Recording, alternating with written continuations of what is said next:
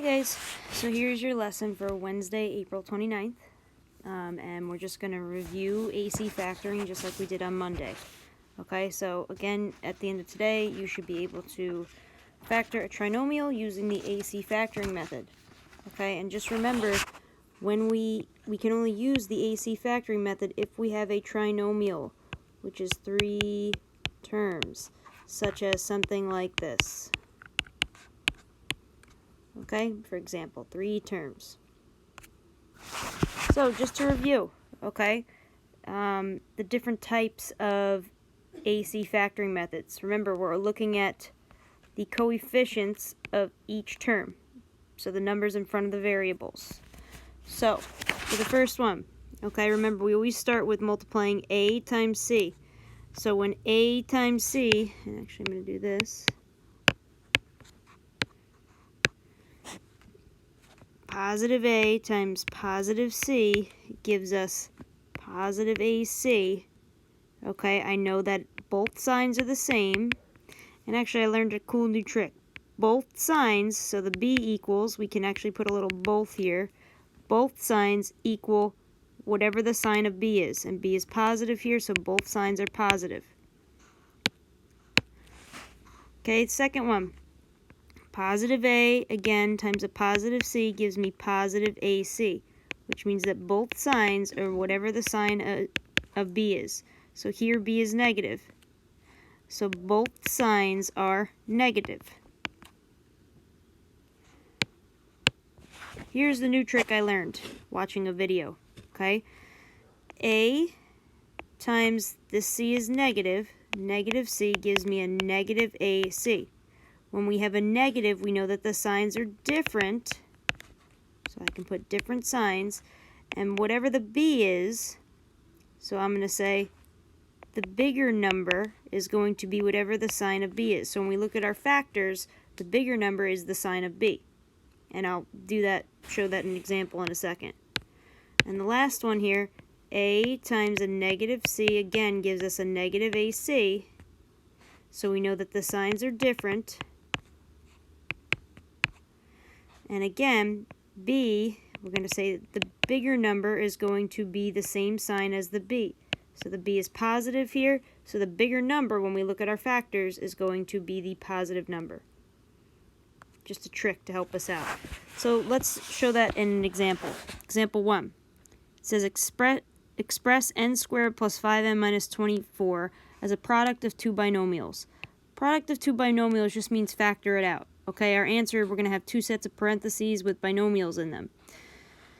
So we start with our A equals 1. Remember, there's a little 1 here in front of the n. Our B equals 5, and our C equals negative 24. So I'm going to do A times C, which is 1 times negative 24, gives us negative 24. Okay, our B value, which actually, sorry, negative 24 means the signs are different. So I can automatically draw my parentheses and make different signs. My B value, since the signs are different, I'm going to write big here. And the bigger number is going to be the positive number, since B is positive 5. Okay, now figuring out the numbers I put inside. N squared, okay, is n times n. So I can have n and n.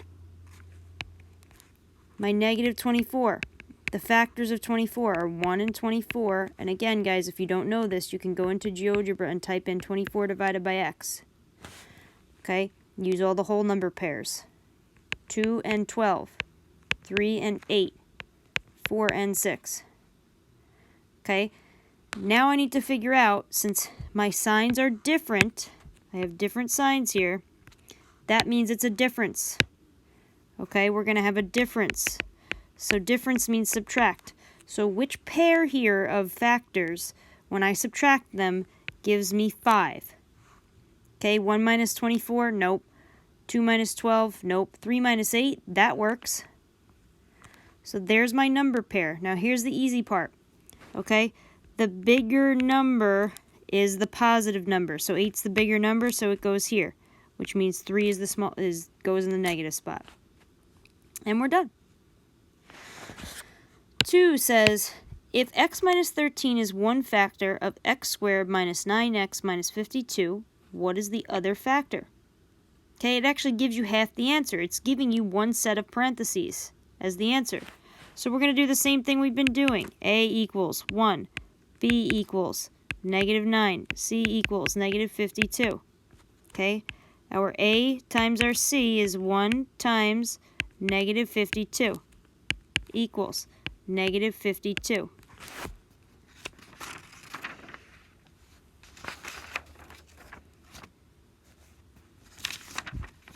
Okay, so then our B, so we have negative.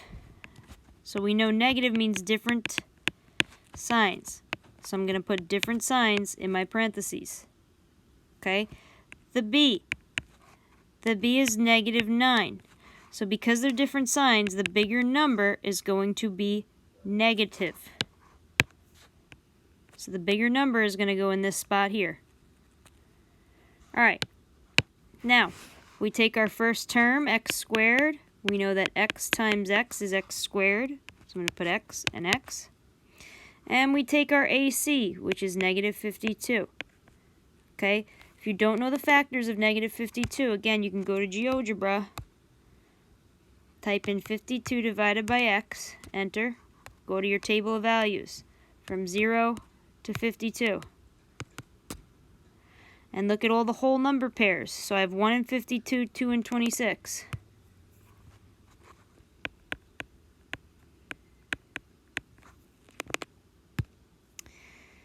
4 and 13, and 13 and 4. As soon as it repeats, you know you've hit them all.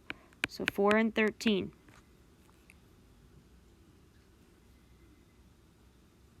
This one? No. Okay. So, because we have different signs, we know it's difference. Difference means subtract. So, when I subtract, which pair here, when I subtract them, gives me 9. Okay, 52 minus 1, not 9. 26 minus 2, not 9. 13 minus 4, oh, that's 9. So this is my number pair. Now, which place do I put them in? The bigger number is negative. So I put my bigger number, which is 13, in the negative spot, and 4 goes in the positive. Okay?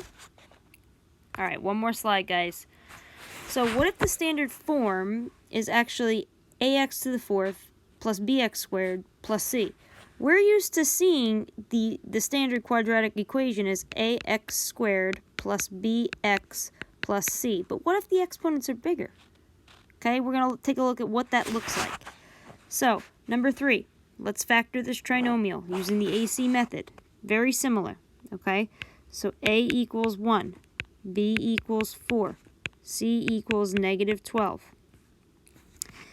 A times c, 1 times negative 12, is going to give me negative 12. Okay? B, because it's negative 12, we know the signs are different. So I'm going to put that in my parentheses, different signs.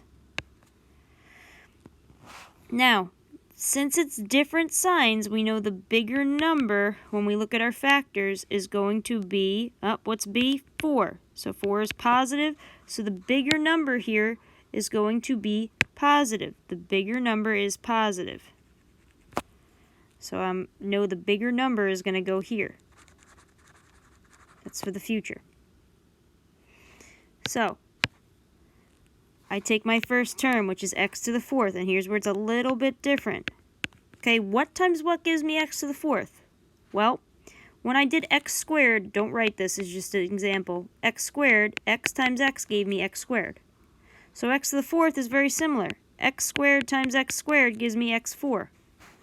So I'm going to put x squared and x squared. Now I take my AC, which is negative 12, and I write out the factors. 1 and 12, 2 and 6, 3 and 4. Okay? Now, the signs are different. I have a negative and a positive. So we know difference means subtract. So which pair here, when I subtract them, is going to give me 4? 12 minus 1, not 4. 6 minus 2, that's 4. So now, where do I put them? Well, the bigger number is going to be positive. So the bigger number out of those two is 6, meaning 2 goes in the other spot. And that's it. All right, last example here. My A equals 1, my B equals 11, my C equals 10. A times C is 1 times 10, which is just 10. Okay, AC is positive, which means both signs are the same.